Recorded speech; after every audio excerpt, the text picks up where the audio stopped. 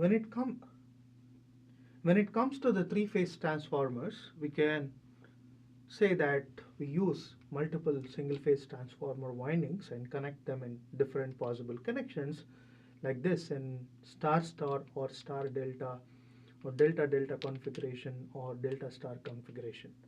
Now, based on the way we arrange that windings of each phase in a three-phase transformer, we will be getting different uh, turns ratios and also different phase angle differences between the primary and secondary of the transformer.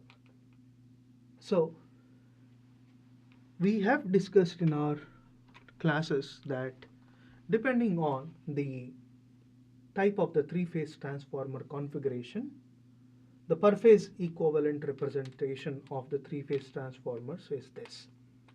We know that in the per phase representation that in a star-star connection, the per phase representation will be straightforward and the turns ratio will be same as your transformer's single phase turns ratio. But in the case of delta-delta configuration, the reactances will be adjusted as per the single phase representation. And there will be phase angle difference between the primary and secondary voltages in the case of star delta as well as delta star transformers. But the phase angle difference between the primary and secondary is always like the high voltage side will be leading the low voltage side by 30 degrees. That's how we'll be arranging the windings. So the windings of the transformers are arranged in such a way that the high voltage side will be at an angle of 30 degrees, refer to the low voltage side of the transformer. And depending on the star and delta configuration of the transformer, the turns ratio will be according to the connection. Let us have a look at how do we solve a simple problem on the three-phase equivalent representation. Now in this particular problem, a generator is connected to a load through a delta star configured three-phase transformer having a leakage reactance of 0.07 ohm. Now we have our load values, that is what is the load voltage and load power as well as the load power factor. And now as we try to solve this particular three-phase problem using a single-phase representation of a three-phase transformer, first we'll try to get what is the per phase voltage at the load and per phase current at the load. To get the value of per phase voltage, we will be taking the load voltage that we know as a reference itself, and we get the per phase voltage as by root 3 because the secondary side, the connection is the star connection. So that is 230 kV by root 3 is the magnitude of the voltage, and we also said that we'll be taking it as a reference, so the phasor value of that V on the secondary will be 132.8 at an angle of 0. As we know the voltage, now what is the power value on the secondary side or load side in per phase quantity? Now the S2, the power on the secondary per phase is going to be 1/3 of the three-phase power, that is the per phase power magnitude. But since we have a megawatt power, which is a P value, in order to know the value of S, it has to be divided with the power factor, that is 0.9.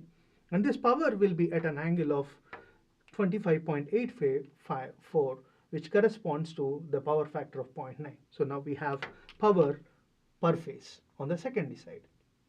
Now we have voltage on the secondary side, we have power on the secondary side, and we'll be able to calculate the current on the secondary side of the transformer using a simple power voltage current relationship. So now we have current on the secondary side. So we see that on the secondary side of the transformer, we know what is the value of the voltage and we know what is the value of the current flowing. So then we try to back calculate all the currents and voltages step by step, and we'll try to know what is the value of the voltage on the source side.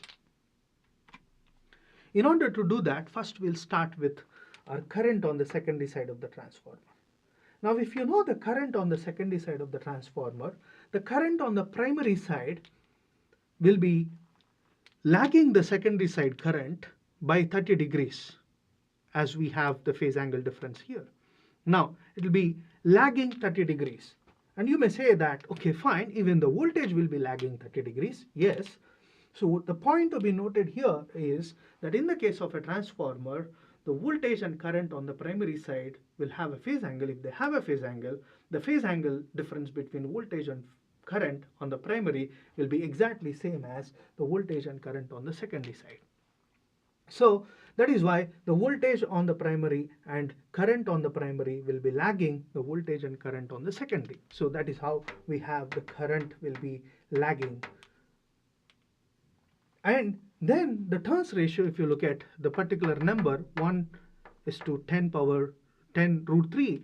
Now the voltage on the primary side, you know that it will be 1 by 10 root 3 times, but the current on the primary side will be 10 root 3 times of current on the secondary. So we get to know the value of the current on the primary will be 10 root 3 times of Ia2 and will be lagging by an angle of 30 degrees.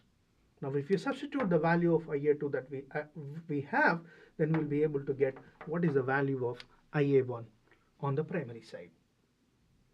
Once you have the value of Ia1, then knowing this current is not enough, because to know the value of voltage on the primary side, we also should know the value of V.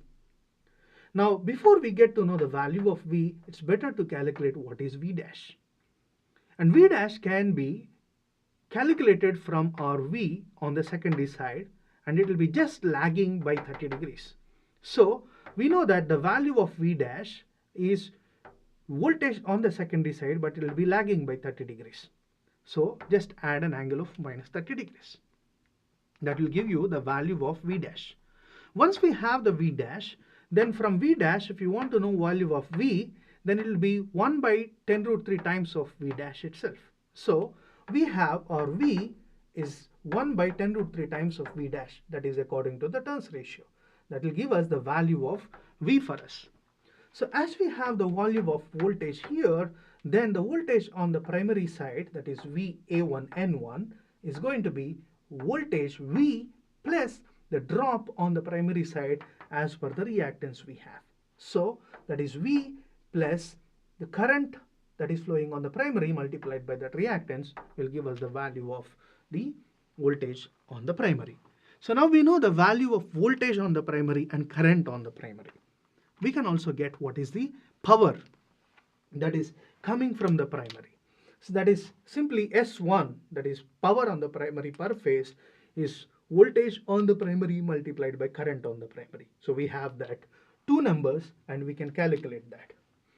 And now if you wanted to know the phase difference between the primary voltage and the secondary voltage, in the case of non-ideal conditions that we have taken, we know that from this particular relationship, the primary voltage should be lagging the secondary voltage by 30 degrees.